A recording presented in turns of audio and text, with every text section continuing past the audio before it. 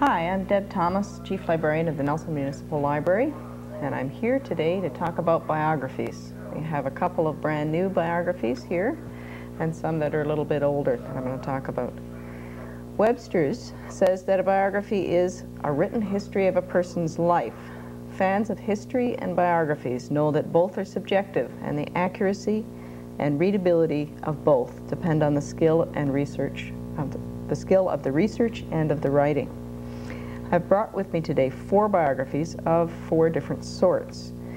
2 are actually autobiographies, these 2, and one of which is that highly subjective genre, the memoir. And I'm going to begin with that one. It's called Darkness Visible, A Memoir of Madness by William Styron. Styron's personal experience of madness, a deep depression which left him on the brink of suicide, began in the summer of 1985. This book, a great novelist's efforts to chronicle a journey into insanity and out the other side, not only enlightens those of us who have never experienced it, but uplifts all of us in the knowledge that it is possible to overcome it. I'll read a few passages here.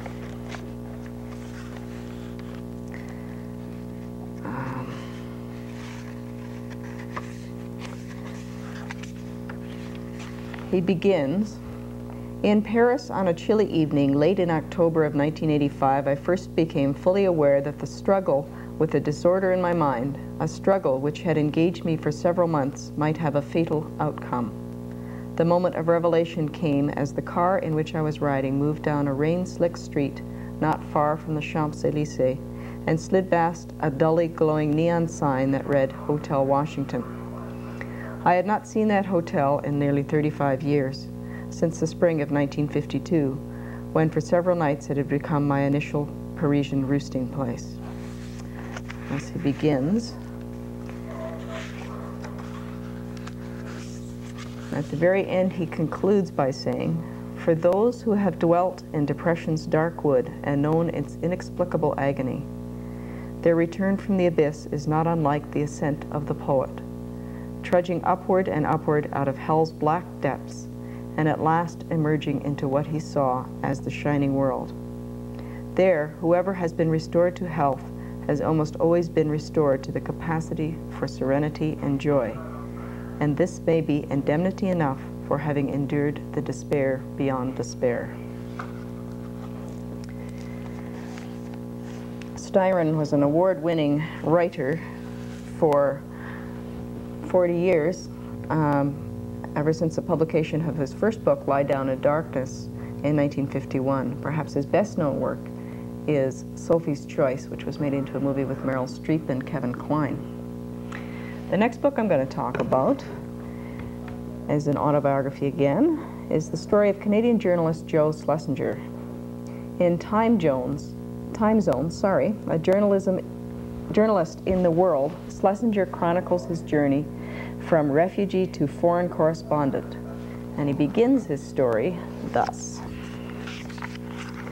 "The last time I saw my father, we spent the night in the washroom of a small railway station in Nazi Germany. We sat on a wooden bench next to the tar-coated urinal, while my young brother Ernie slept beside us. We were waiting for a train and had taken shelter in the toilet because, as Jews, we weren't allowed in the waiting room. Along the way from this unpleasant place to the staterooms of the world where he reigns as one of Canada's most respected and admired journalists, he records his observations of the changing world around him." And I'll read you just a few examples here. "In 1945, there was no talk yet of a Jewish Holocaust. If comparatively far more Jews were killed than Gentiles, if European Jewry had been all but exterminated, it seemed then, given what Hitler stood for, not all that surprising. After all, he made it clear right from the beginning that Jews were his primary enemies and that he was determined to exterminate them. Yet the killing of Jews, even if it was a greater calamity than all the many disasters that have befallen Jewry since the disappearance of 10 of Israel's 12 tribes into the maw of Assyria, still seemed in 1945 to have been an integral part of the war. The realization that the Holocaust was something apart from the war, not only for Hitler, but for the Allied leadership too, did not come till much later. And the second passage is about, he was a Czech by birth, and this is about the communist takeover in Czechoslovakia. From the start, the Czechs were more kindly disposed toward the Russians than their neighbors the Poles, because unlike the Poles, they had never before had to deal with the sting of Russian imperialism. So many Czechs and Slovaks were pan-Slavist, believing that the Slavs must stick together against the Germans. On election day, the results surprised even the communists and shocked their opponents. The Communist Party got 38% of the vote.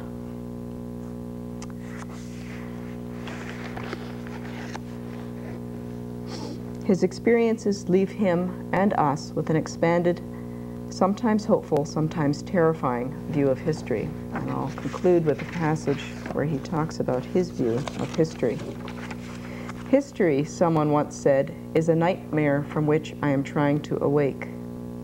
Most of the history of this century certainly has been a nightmare. As the century closes, there are signs that the nightmare is receding. There are even voices in Washington and everywhere else that argue that history is finished, that liberal democracy coupled with enlightened capitalism is the ultimate winner in the ideological struggle of the centuries, that with communism and fascism vanquished, history will no longer be the succession of great upheavals it has always been, but only a fine-tuning of the freedoms that mankind has already achieved.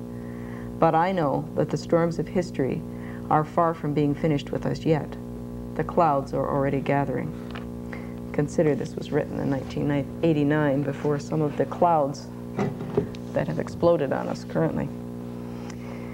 The next, speaking of political clouds, is the story of Indira Gandhi. Mother India, a political biography of Indira Gandhi by Pranay Gupti, is the story of the remarkable woman who rose to become Prime Minister of a troubled India. Daughter of Nehru, himself a prime minister before her, she grew up in a political climate which promoted independence from England. And I'll tell you a bit about her very beginnings here. Indira, and you'll have to excuse my pronunciations here, Priyadarshini Nehru was a child of privilege, born to parents of pedigree Kashmiri lineage. "It's a bonny lass," announced the Scottish doctor, who brought Indira Nehru into this world in Allahabad, India, on November 19, 1917, just 12 days after the Russian Revolution started, and right in the middle of World War I. Her birth occurred 20 months after the marriage of her parents, Jawaharlal Nehru and Kamala Kaul, both children of privilege themselves, whose parents were affluent and aristocratic. And that's a sense of the beginning of her life. After her mother died, she accompanied her father on all of his state visits and was therefore initiated into a political career while still a teenager. As Prime Minister, Gandhi was powerful. She struggled ceaselessly to bring India into the modern world and devoted her energies to bettering the lives of her people. The continual conflicts between the Sikhs of the Punjab and the Muslims of the Pakistan, however, pushed her to become increasingly militant and more desirous of control. She became self-interested, let her government become corrupt, promised much and delivered little, and in 1984, her enemies had her assassinated. 7 years later, her son was to suffer a similar fate. Gupti, an Indian-born journalist living in New York, begins the book with Indira Gandhi's assassination and spends the first section of the book introducing the reader to the effects of her term of office and of her death. The next 3 sections are devoted to her life, and the last to a full assessment of India after Indira and her son Rajir, and India at the end of the Nehru-Gandhi dynasty. His poet portrait of Indira ends thus. And I'll read you one more little passage here. Indira Gandhi had a personality replete with contradictions. Greatness and pettiness went hand in hand. Richness of heritage and opportunity were not fully translated into positive action despite numerous opportunities that came her way. Good intentions were often sabotaged by the exigencies of politics. Yet there is a grandeur even in failure. Perhaps the final epitaph for Indira Gandhi is one crafted by British historian Lord Acton more than 100 years ago, well before the Nehru-Gandhi dynasty came into being. He suggested that great leaders were not often good individuals. A contemporary political assessment of Indira Gandhi cannot be harsh, but perhaps history will measure Indira Gandhi by another yardstick. Did India benefit from her stewardship with all its strengths and flaws? And the answer may well be in the affirmative if Indira's vision of a united and secular India withstands the vicissitudes of today's destructive politics. And that yet remains to be seen. The very last of our biographies here is about the great evolutionist Darwin. It's called Darwin, the Life of a Tormented Evolutionist, and it's by Adrian Desmond and James Moore, who are both English professors. Desmond and Moore set the stage for Darwin's life thus. I'll read you some passages here. In 1839, England is tumbling toward anarchy, with countryside unrest and riots. The gutter presses are fizzing, firebombs flying, the shout on the streets is for revolution. Red evolutionists, visionaries who see life marching inexorably upward, powered from below, denounce the props of an old static society, priestly privilege, wage exploitation, and the workhouses. A million socialists are castigating marriage, capitalism, and the fat, corrupt, established church. Radical Christians join them, hymn-singing dissenters who condemn the fornicating church as a harlot in bed with the state. Even science must be purged. At this moment, how could an ambitious 30-year-old gentleman open a secret notebook and with a devil-may-care sweep suggest that headless hermaphrodite mollusks were the ancestors of mankind? A squire's son, moreover, Cambridge-trained and once destined for the cloth. So that gives you a sense of the maelstrom that Darwin stepped into. The authors go on to detail the life of an intelligent man, much disturbed by the reactions of society and religion to his discoveries. He kept these discoveries silent for 20 years, as a matter of fact, fearing recriminations against his family. And when he finally exposed his revolutionary ideas, the reaction was far more powerful than he could ever have imagined.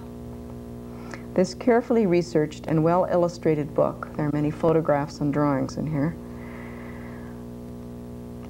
reveals Darwin's slow awakening to evolutionism and documents the lasting effects his ideas were to have on English society, on religion, and on science.